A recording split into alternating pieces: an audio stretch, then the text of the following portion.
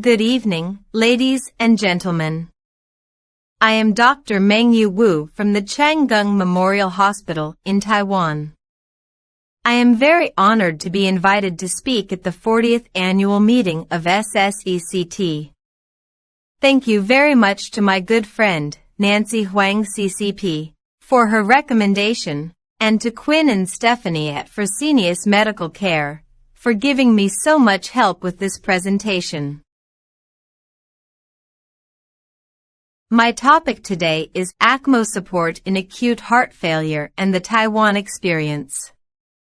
In Taiwan, the number of patients receiving ECMO support has increased significantly since 2005, when ECMO became covered by universal health insurance. Approximately 10% of these cases were done at Chang Gung Memorial Hospital. We have learned some valuable lessons from our extensive experience through trial and error. And I'll share some of them with you in this talk. I believe sharing will lead to our mutual growth. I am a cardiac surgeon and an associate professor of surgery at Chang Gung Memorial Hospital and Chang Gung University. My research over the last 10 years has been focused on the clinical application of ECMO. I am currently on the board of TWLSO. I've created a personal website with a wealth of information about the clinical application of ECMO. Because I am involved in medical education at my institution, I am also devoted to the simulation training of ECMO. In this presentation, I will discuss two topics. The first is a brief explanation of how ECMO works and how it is used in cases of acute heart failure. The second is to show you the updated nationwide report based on Taiwan NHIRD and the ELSO Registry Report 2022 for a general understanding of the outcomes of ECMO therapy. Finally, I'll offer some advice for beginners. ECMO is a simplified version of CPB. It consists of 3 components, a pump, an oxygenator, and 2 cannulae. As illustrated in the diagram on the right, we set up a venoarterial configuration of ECMO circulation, while we put ECMO cannulae in a femoral artery and a femoral vein. The centrifugal pump draws part of the deoxygenated blood in the right atrium into the ECMO circuit via the venous cannula, and the deoxygenated blood is refreshed while passing the oxygenator. The oxygenated blood is then returned to the aorta through the arterial cannula implanted in the femoral artery. This configuration directly raises the blood pressure and oxygenation in the patient's arterial system and improves organ perfusion. It is important to note that the VAECMO will increase the afterload of the left ventricle because the blood flow is in the opposite direction of the LV blood flow. As shown in the diagram of VAECMO, the patient's native cardiac output is ventilated by the lungs. Theoretically, the saturation and partial pressure of oxygen in the native cardiac output should be lower than the output of ECMO. We can suggest that the native cardiac output is very small if the patient's arterial blood gas data are similar to the ECMO output. If the LV is recovering, but there is still a significant pulmonary dysfunction, the patient may show cyanosis in the upper body and pink in the lower body. This phenomenon is known as Harlequin syndrome and may hinder the weaning process of VAECMO. The differences between ECMO and CPB are no blood reservoir using centrifugal pump and heparin-coated circuit and peripheral cannulation, whether using surgical cut-down or echo-guided percutaneous puncture. These features make ECMO less anticoagulation required, relatively small in size, and easy to be carried to environments outside the operation room. Okay, let's see the difference between ECMO and the native heart-lungs. The first is that ECMO uses a centrifugal pump to drive blood continuously and produces a linear pressure wave, whereas the native heart pumps intermittently and produces a pulsatile pressure wave. Therefore, if the patient's heart is recovering, we will see that the arterial pressure waveform is becoming more pulsatile. It is worthy to note that, if we want to connect the CRRT machine to ECMO, we usually connect its two arms to the post-pump end of ECMO to reduce the risk of air sucking in.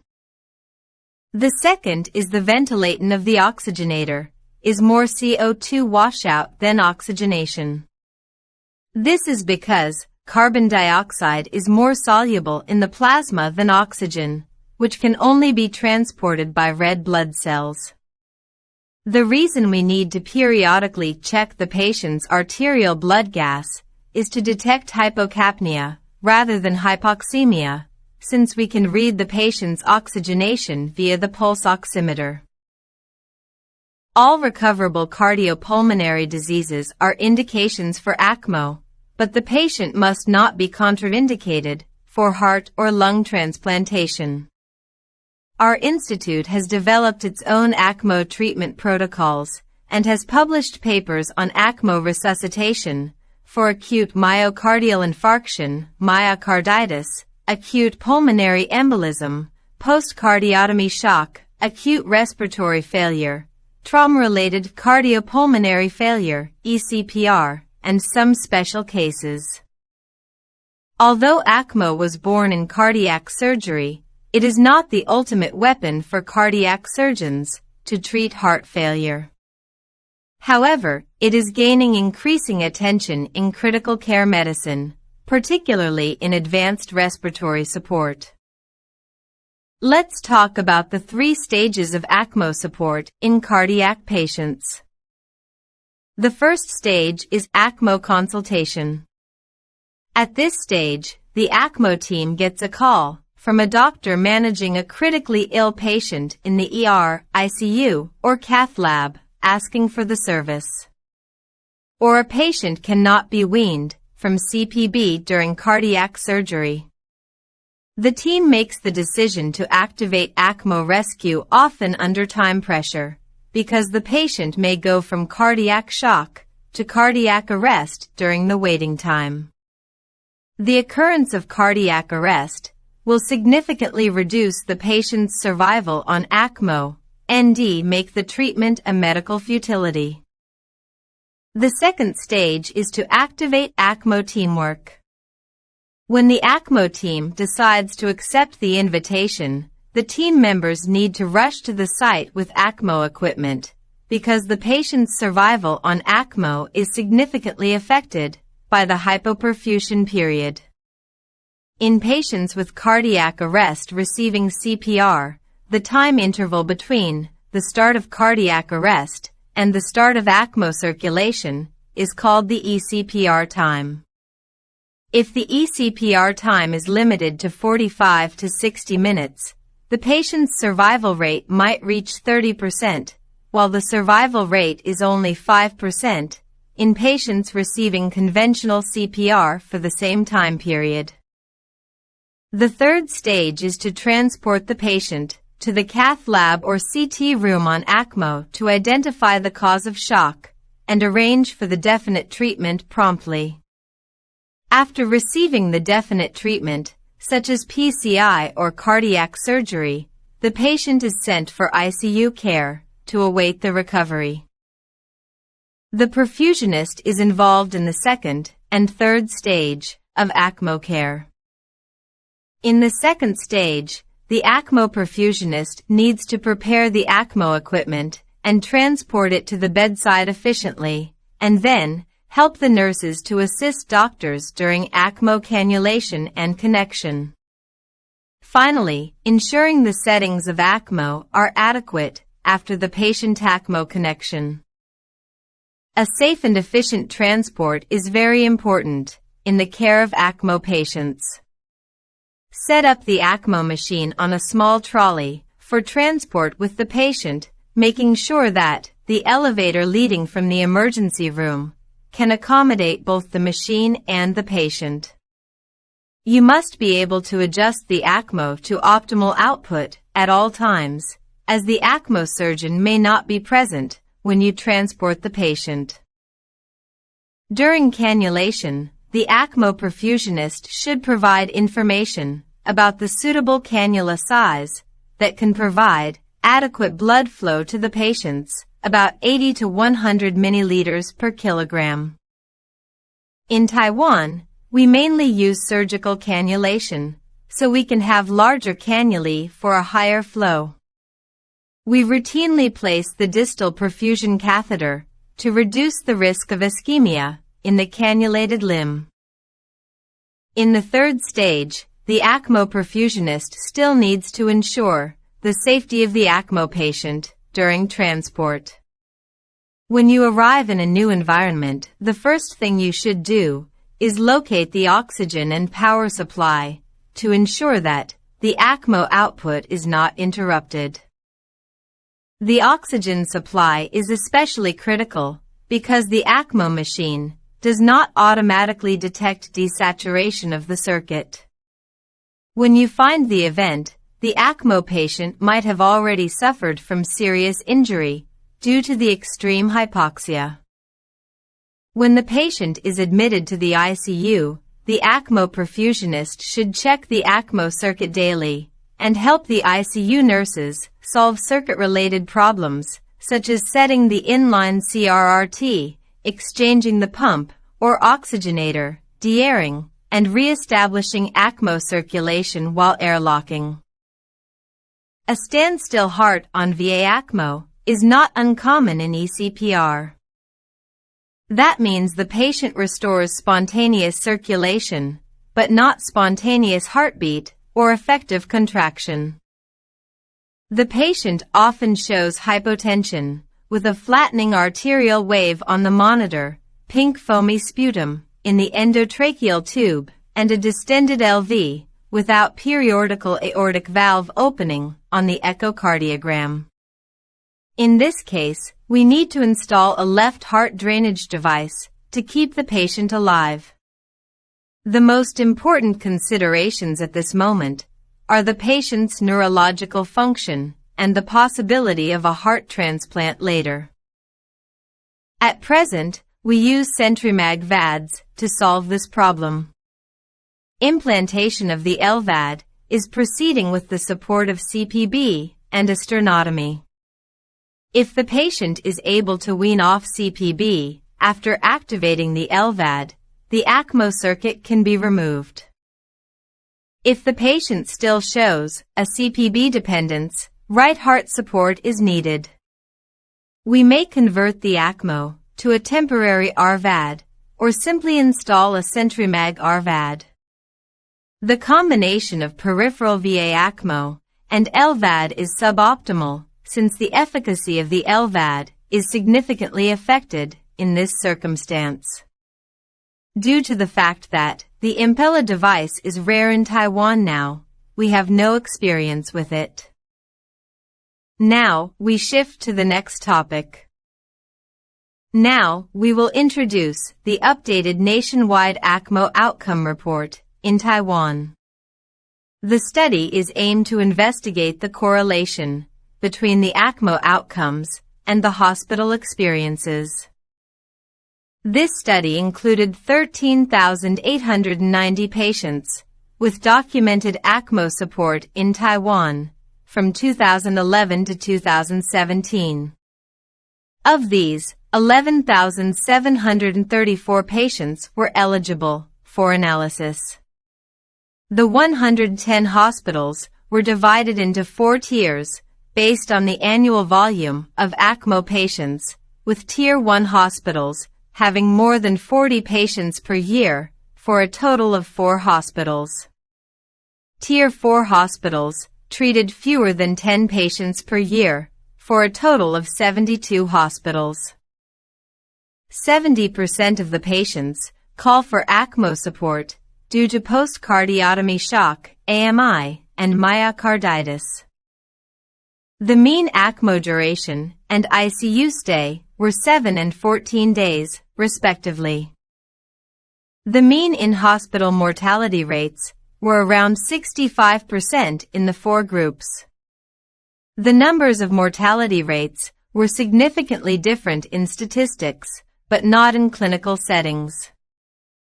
At last, the mean 1-year mortality rates were around 70%. Still, the high-volume hospital showed a significantly lower 1-year mortality rate in statistics. From a certain perspective, we can say that, in the last 17 years, the technology of ECMO has spread evenly in Taiwan. The cardiac surgeons who perform ECMO in low-volume hospitals have been trained in large hospitals previously and are not novices. Our citizens also expect that physicians can use ECMO to treat a variety of serious illnesses. As a result, we are eager to try and gain valuable experience in using ECMO to treat patients with atypical indications. Of course, the majority of these atypical indications do not yield positive results, but they do provide us with an opportunity to learn. Next, we see the ELSO Registry Report 2022. The accumulated hospital mortality rates in the cardiac group and the ECPR group are 55% and 70%, respectively. The ELSO registry results appear to be superior to Taiwan's results. We should learn from the excellent center in the U.S. in 3 aspects: precise patient selection, advanced cardiac surgery technique, and effective ECMO VAD to heart transplant protocols. As a result, focusing and case accumulation are required for an institute to achieve these aims. Finally, my advice is: first, select the right patients. If you are about to start the ECMO program, you have to carefully choose your candidates. Start with the post-cardiotomy patients who are failing to wean off CPB in the operation room. You can set up peripheral VAECMO for them under CPB without hypotension. Of course, delicate surgical hemostasis is necessary in these cases. The problems in these post-cardiotomy patients are simpler, and they may have a 50% chance of surviving to discharge, although some survivors will need to be bridged to VADs and heart transplants. If you want to perform ECMO outside the operation room, do not choose a patient experiencing prolonged CPR. Second, write down your ECMO protocol. This is critical because ECMO requires collaboration. In addition to the core team members, the surgeons, perfusionists, and/or nurses, the referring physicians and the ICU care team are also important members of the ECMO team. As previously stated, ECMO perfusionists must make practical plan S for ECMO preparation, transport, and troubleshooting before being exposed to real clinical scenarios. At last, you need to rehearse your script often. Then, you can identify problems in your plans and improve them. Congratulations on entering the era of ECMO. It will lead to advancements in critical care medicine. SurgeMate, a Taiwanese company, has created a simulator specifically for ECMO simulation training. We invited high school students to join this simulation course with our ER physicians and surgical residents. Both teams, leading by a PGY2 doctor with 4 crews of high school boys, were able to complete the echo-guided percutaneous ECMO cannulation and machine connection within 15 minutes. So incredible!